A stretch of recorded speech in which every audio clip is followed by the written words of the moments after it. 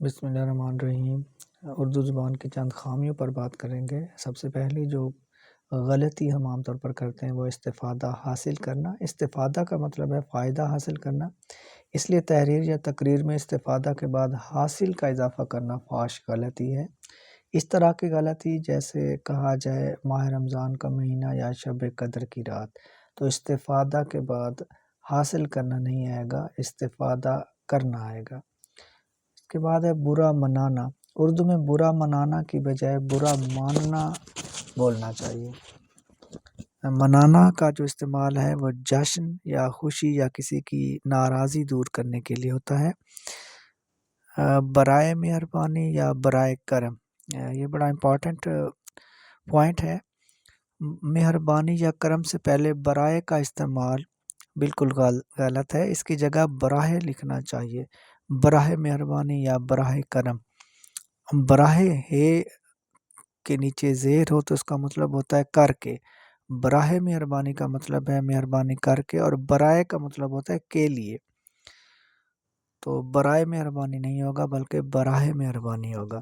اس کے بعد تربیت ہے۔ صحیح لفظ تربیت ہے، پہلی تے پر زبر ہے، بے کے نیچے زیر ہے، یہ پر زبر، دوسری تے پر جزم۔ یہ پر شد ڈالنا بالکل غلط ہے۔ تربیت کے معنی ہے پالنا، حسن اخلاق کی تعلیم دینا، ادب سکھانا، تہذیب سکھانا، پرورش کرنا۔ تو اس کا صحیح جو تلفظ ہے وہ کیا ہوگا؟ تربیت۔ کبھی بھی، ابھی بھی۔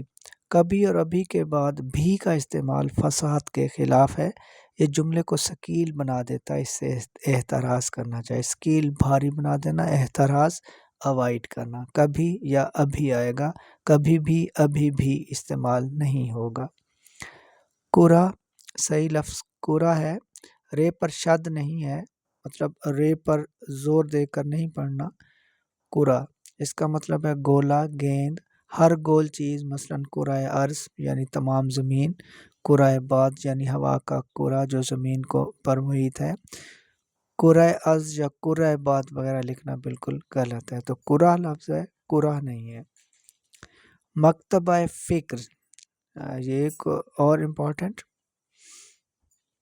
بعض لوگ دبستان فکر، اسکول آف تھاٹ کے معنوں میں مکتبہ فکر لکھتے ہیں، جو کہ بالکل غلط ہے۔ صحیح ترکیب مکتب فکر ہے، مکتبہ فکر نہیں بلکہ مکتب کے نیچے زیر ہے۔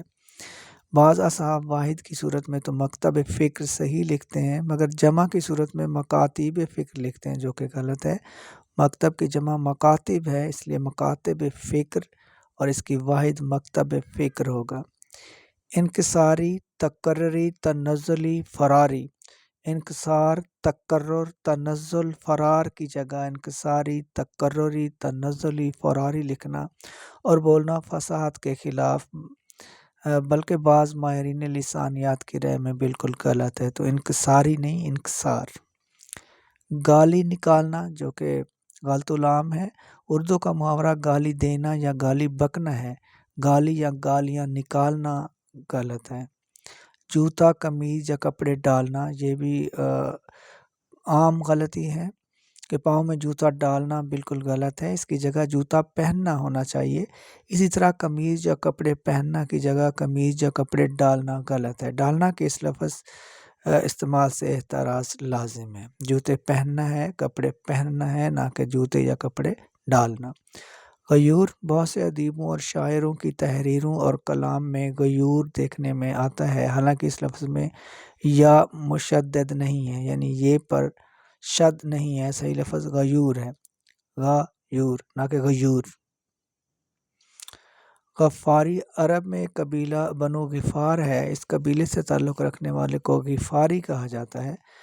بعض لوگ اس کو غفاری لکھتے اور بولتے ہیں، جو کہ غلط ہے۔ مشہور صحابی حضرت ابوذر غفاری رضی اللہ عنہ غفاری تھے، غفاری نہیں، تو اس پر زبر اور زیر کا فرق ہے، غفاری کی بجائے غفاری۔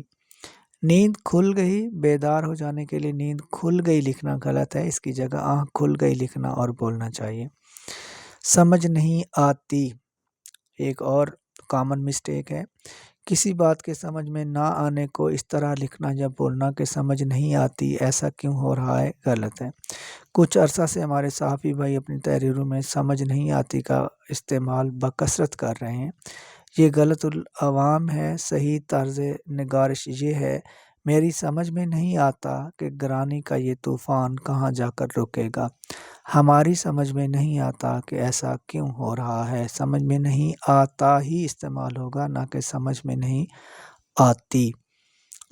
بس جان گیا میں تیری پہچان یہی ہے، تو دل میں تو آتا ہے سمجھ میں نہیں آتا۔ Thank you. مزید مسٹیکس کے ساتھ پھر حاضر ہوں گے۔ اللہ حافظ۔